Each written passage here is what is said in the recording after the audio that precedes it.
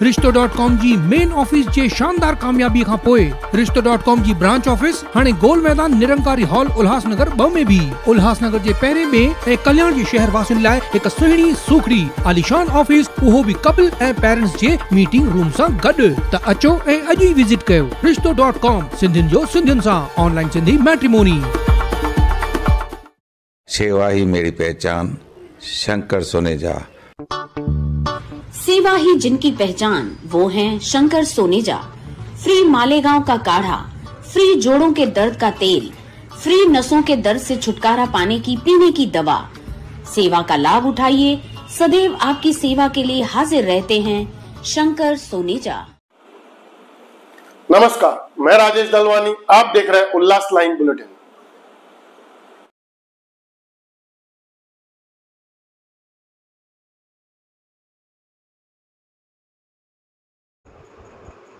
उल्हासनगर में आषाढ़ी एकादशी पर प्रभु लाहने द्वारा प्रसाद वितरण।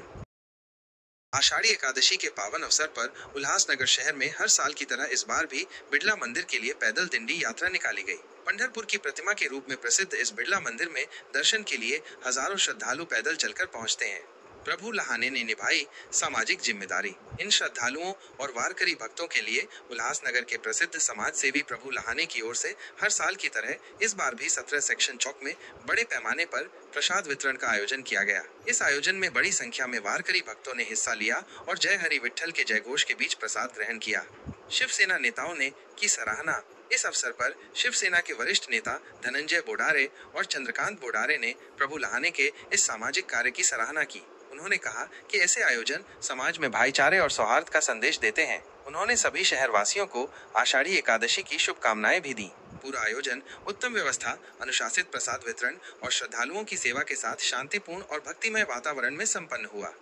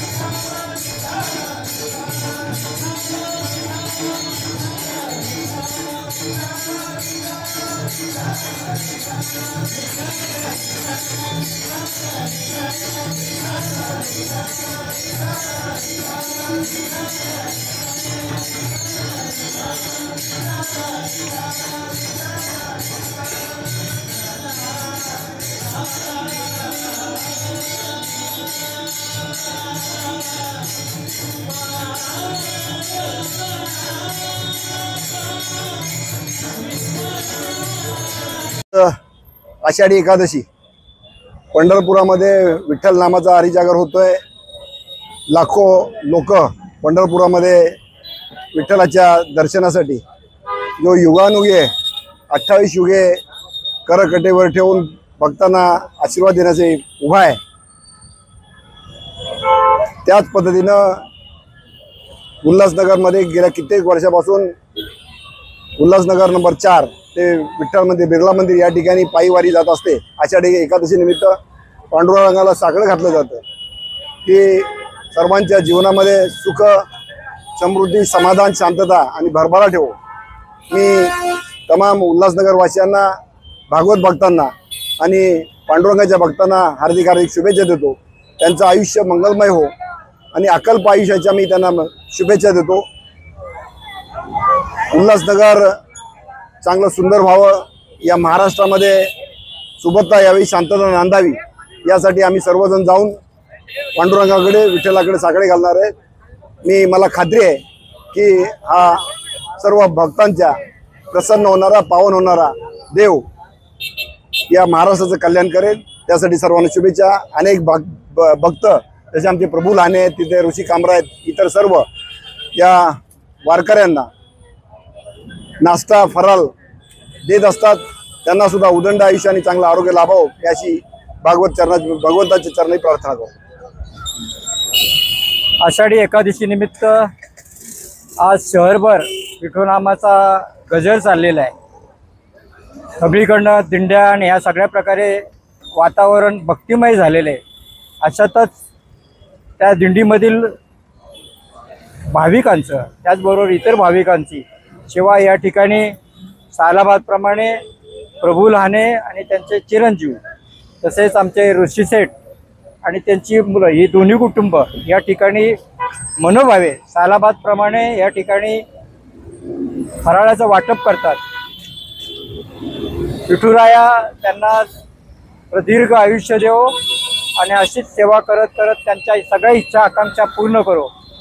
यानिमित्त संपूर्ण उल्हासनगर वासियांना मी मनपूर्वक हार्दिक शुभेच्छा देतो। धन्यवाद। जय हिंद, जय महाराष्ट्र। उल्लास लाइन बुलेटिन को सब्सक्राइब करें, बेल आइकॉन दबाएं और देखिए उल्लास लाइन बुलेटिन की न्यूज़ सबसे पहले आपके मोबाइल पर।